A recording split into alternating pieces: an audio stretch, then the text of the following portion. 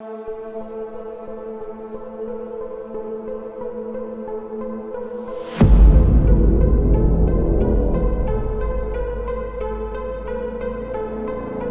ne suis pas seule, je suis avec le sacrificateur de l'Éternel, l'apôtre Bongué Joachim Kessé, avec qui nous allons parler d'un sujet très délicat, un sujet que je qualifie de particulier. Certains qualifieront ce sujet de mystérieux. Eh bien, mystérieux ou pas, nous allons le découvrir tout à l'heure après le jingle.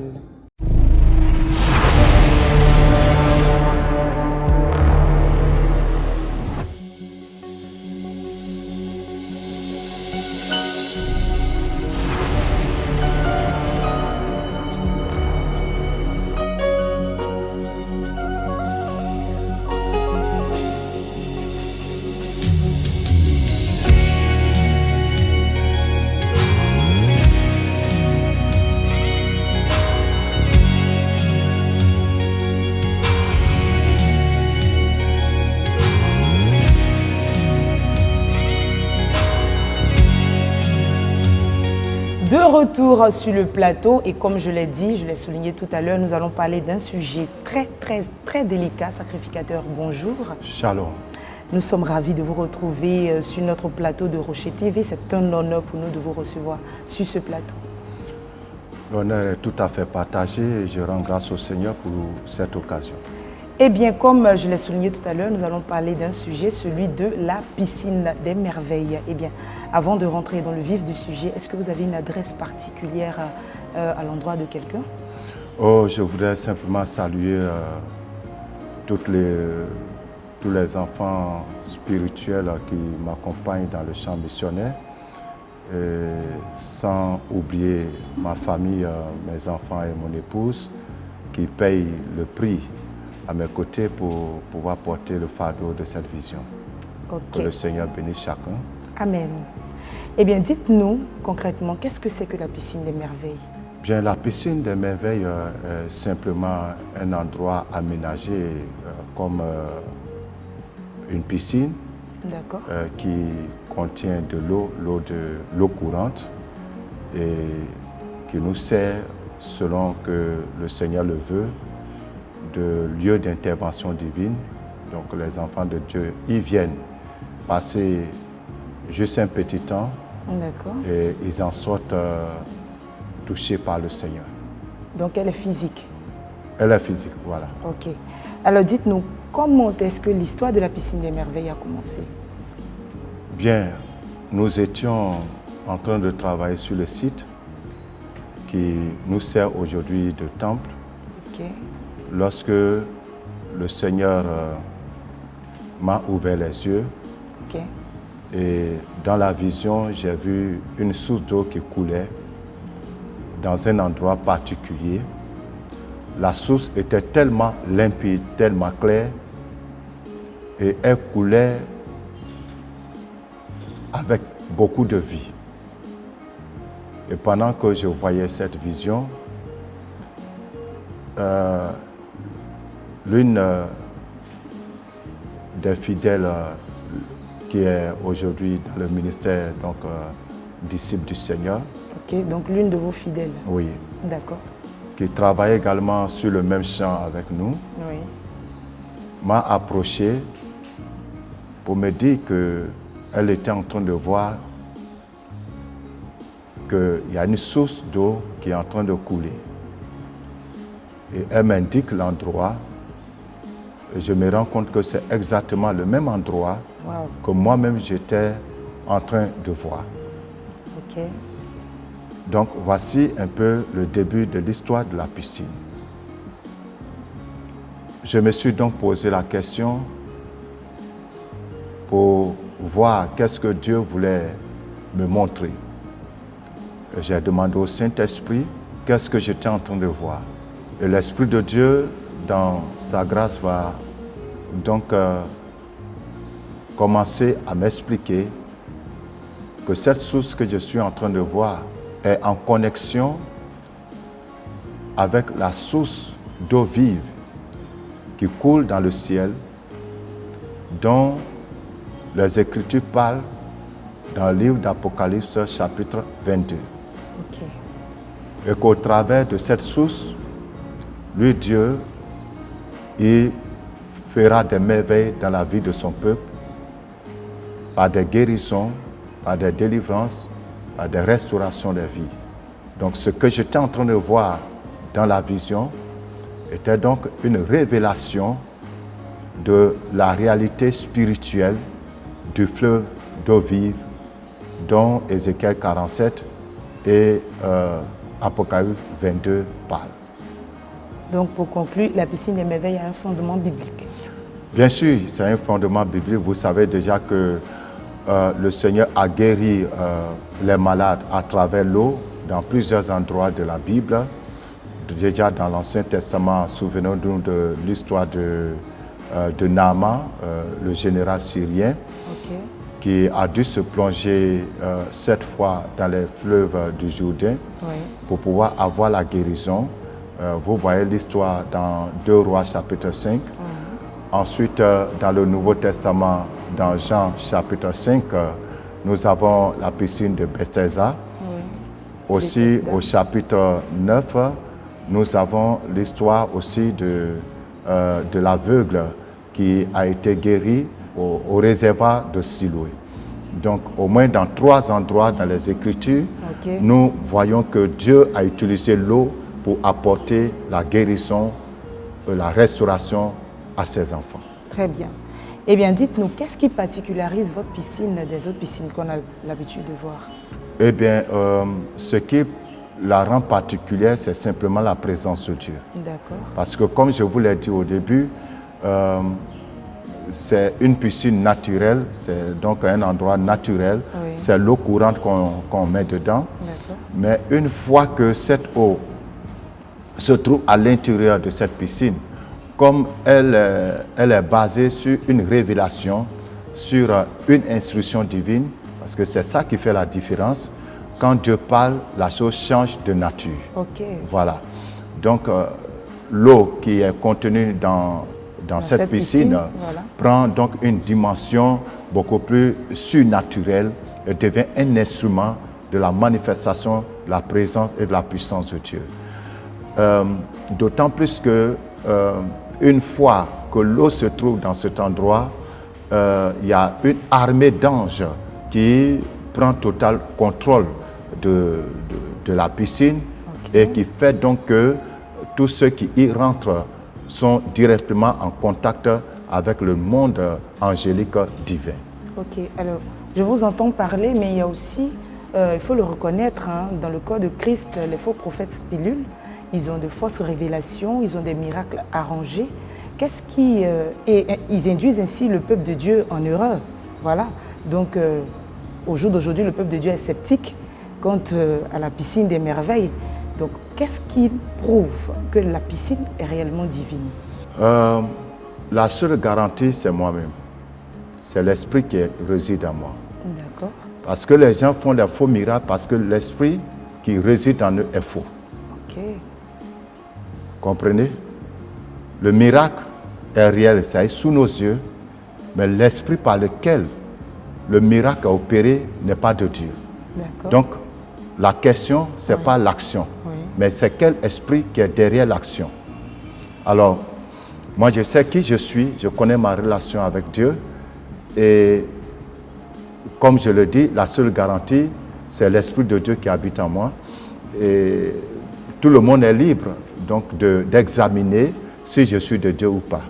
Alors, si je suis de Dieu, ce que je fais donc, qui est attesté par plusieurs signes et par plusieurs miracles, sera également de Dieu. Mais si je ne suis pas de Dieu, peu importe la grandeur et la profondeur des révélations ou des miracles que je vais faire, alors ces choses ne sont pas de Dieu. Eh bien, vous avez parlé de divin ou pas. Alors, sacrificateur, est-ce que des personnes ou les personnes, est-ce que vous avez des témoignages palpables, des témoignages réels de l'expérience du peuple avec la piscine des merveilles? Il suffit simplement de suivre les frères et les sœurs qui viennent passer à la piscine. Récemment, pour ne pas aller trop loin, récemment nous avons entendu plutôt des témoignages qui donnent froid dans le dos des personnes qui ont eu des délivrances extraordinaires. L'un des témoignages qui va me marquer durant toute ma vie, c'est le témoignage de cette sœur-là qui a été délivrée de ce qu'on appelle un esprit hybride. Parce que dans le monde spirituel, une fois qu'elle est rentrée dans l'eau, elle s'est vue dans les profondeurs de la mer, les profondeurs de l'océan. Wow. Et là, elle n'avait pas une forme humaine, elle avait une forme de poisson. Ce n'est que la tête qui était une tête humaine. Wow. Et c'est par la tête qu'elle a su que c'était elle-même.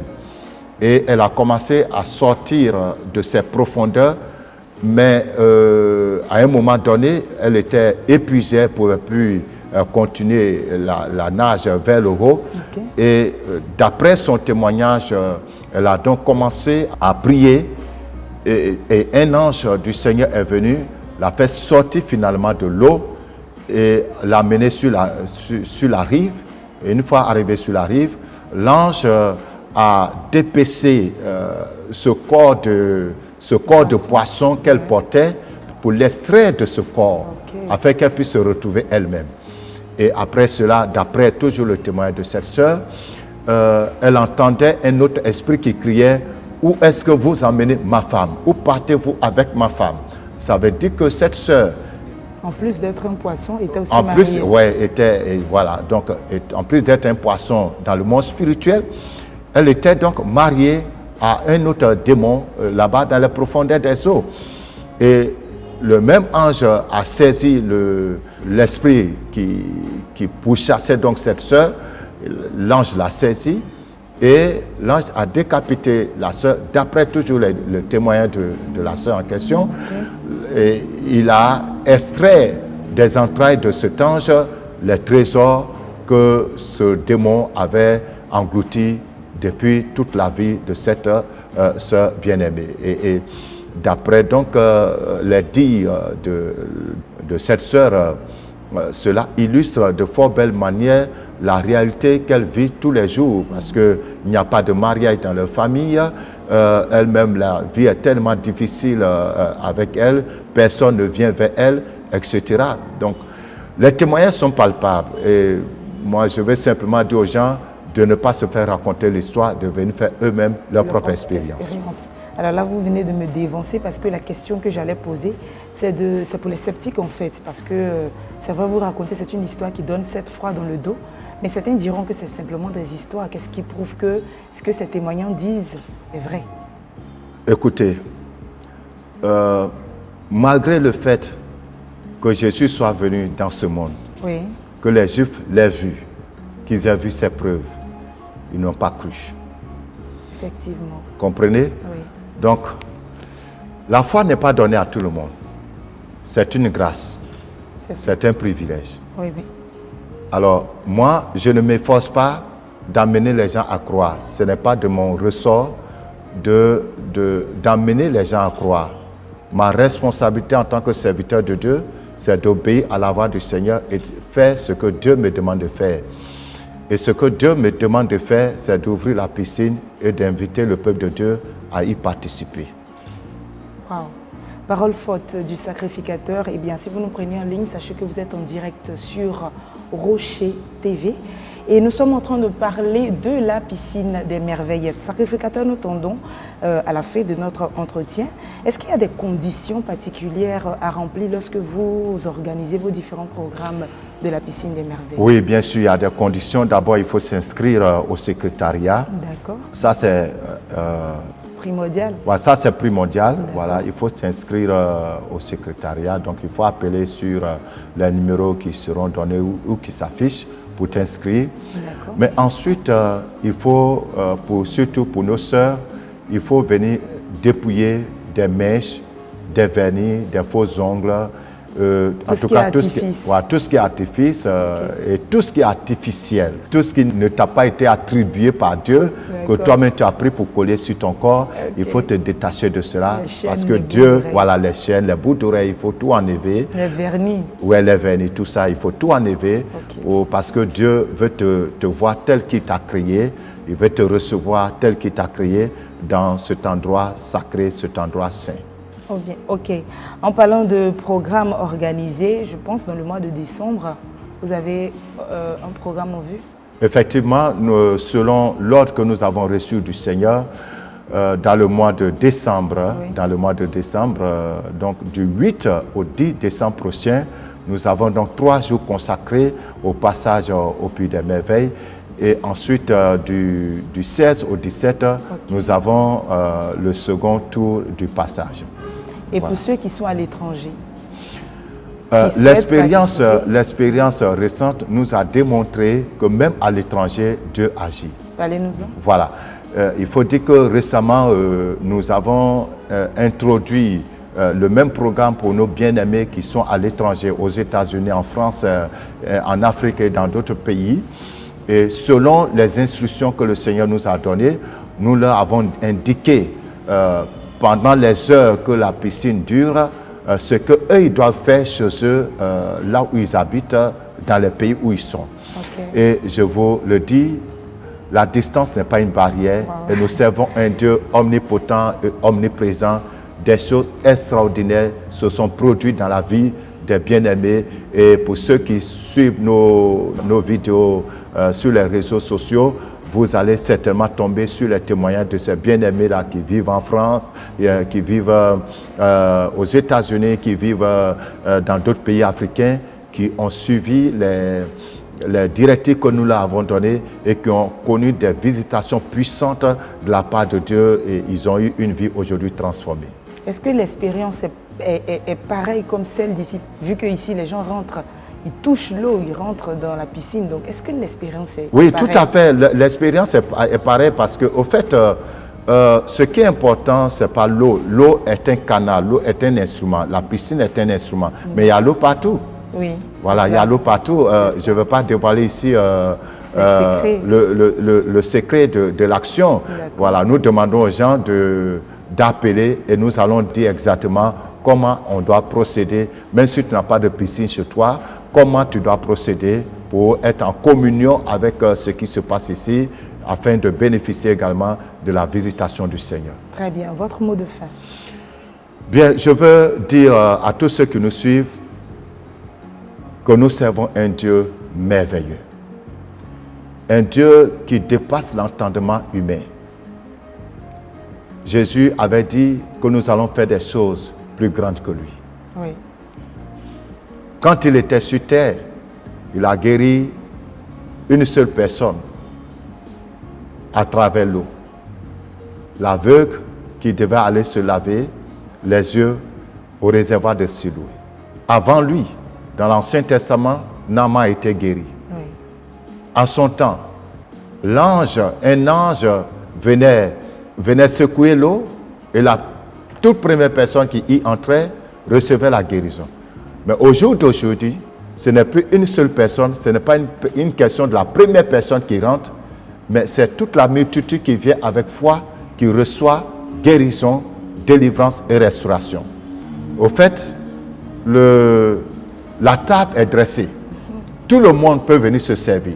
Tu es homme d'affaires, tes affaires sont bloquées. Et je vais vous le dire, après ce passage, il y a un homme d'affaires dont les choses étaient bloquées qui m'a appelé pour me rendre témoignage, qu'il venait de signer le contrat, qui depuis longtemps, à chaque fois qu'il se rendait au rendez-vous, les gens l'amenaient encore à un autre jour. Mais après son passage au puits, le contrat a été signé et aujourd'hui, ils sont en train de passer à l'exécution.